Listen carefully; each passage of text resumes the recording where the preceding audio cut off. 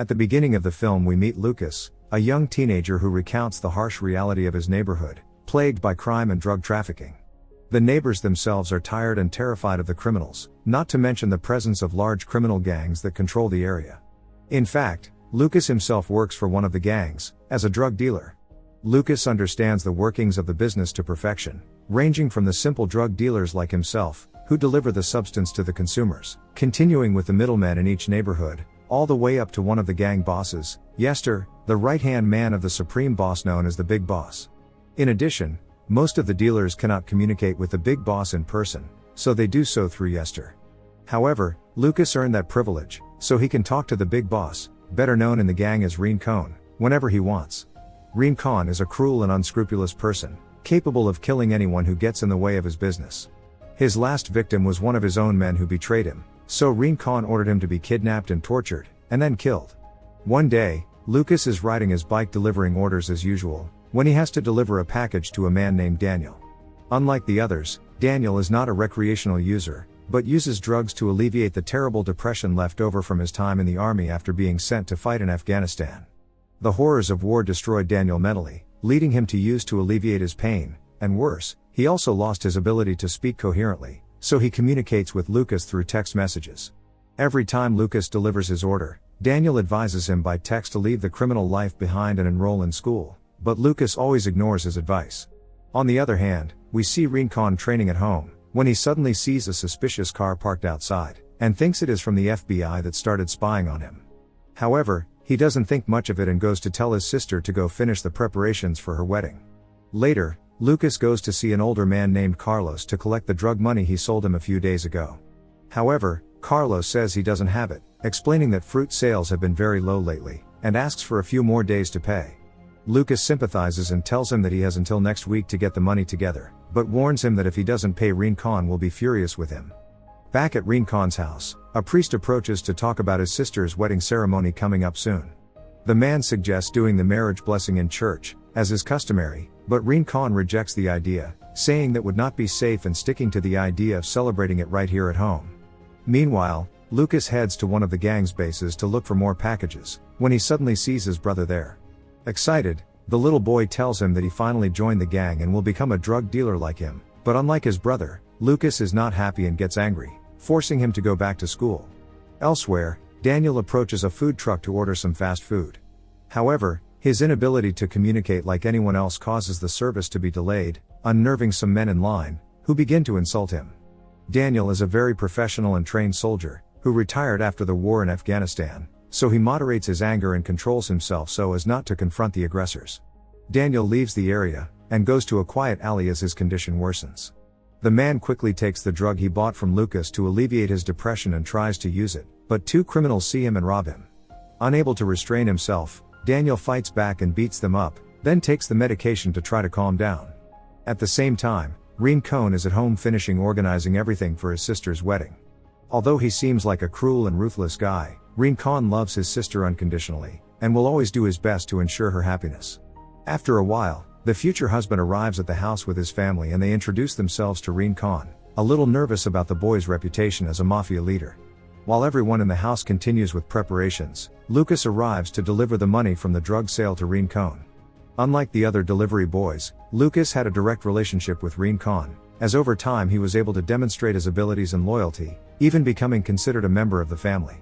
Before leaving, Rincon assigns Lucas one last job, asking him to deliver 2 large packages to a customer waiting for him at a nearby gas station. He also insists that he must finish it as soon as possible, so he can relax and enjoy his sister's wedding with peace of mind.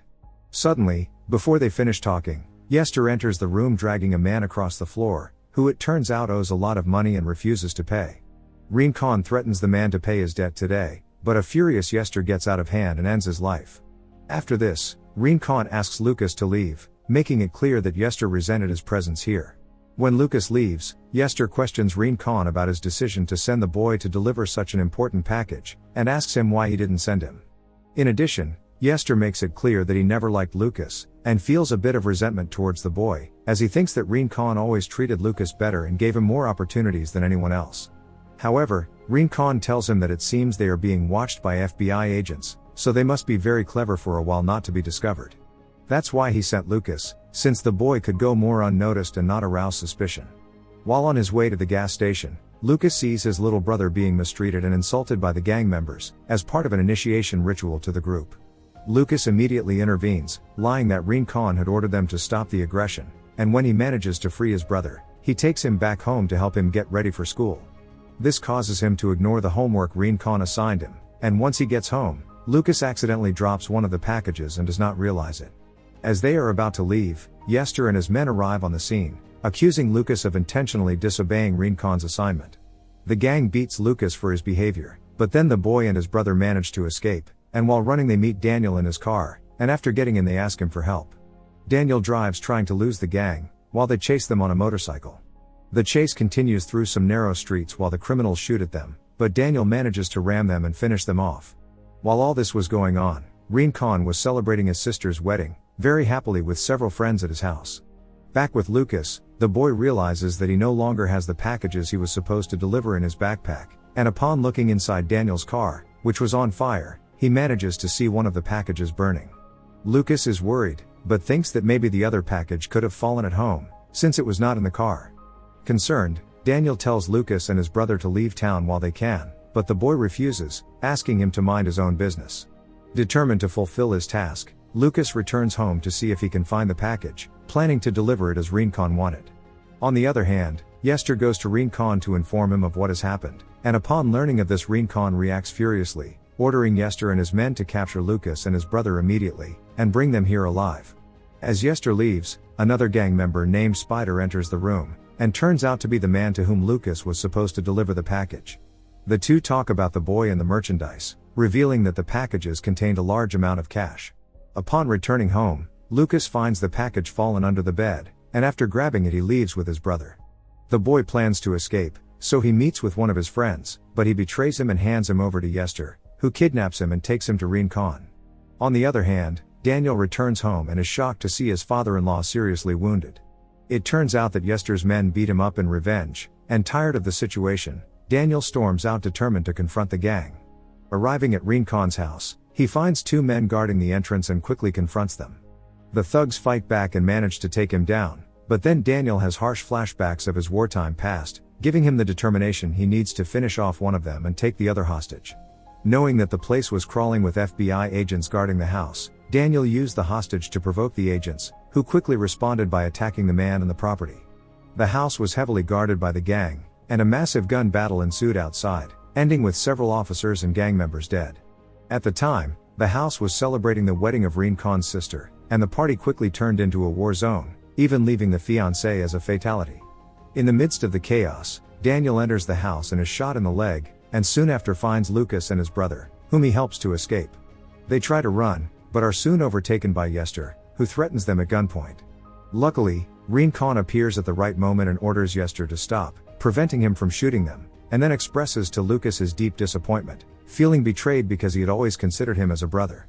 The man is furious, his sister had just died mainly because of him, but as he aims at him he realizes he cannot kill him, so he orders him to leave. This act of mercy angers Yester, who sees again the preferential treatment that Reen Khan always had with Lucas, even though he is not even part of the family, and full of rage he decides to take the leadership of the gang, killing Reen Khan with one shot. When Yester is about to finish off Lucas and his brother, Daniel intervenes and offers him the package full of money to let them go. The man accepts, but after checking the contents it turns out that the package was empty, so he prepares to kill them. However, at that moment someone shoots Yester from behind, turning out to be the same friend of Lucas who had betrayed him. In the final scene, Lucas and his brother leave the city by train.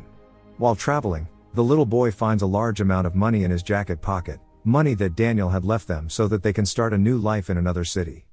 Subscribe and turn on notifications to see more videos like this. Leave a like to help the channel out, and thank you for watching.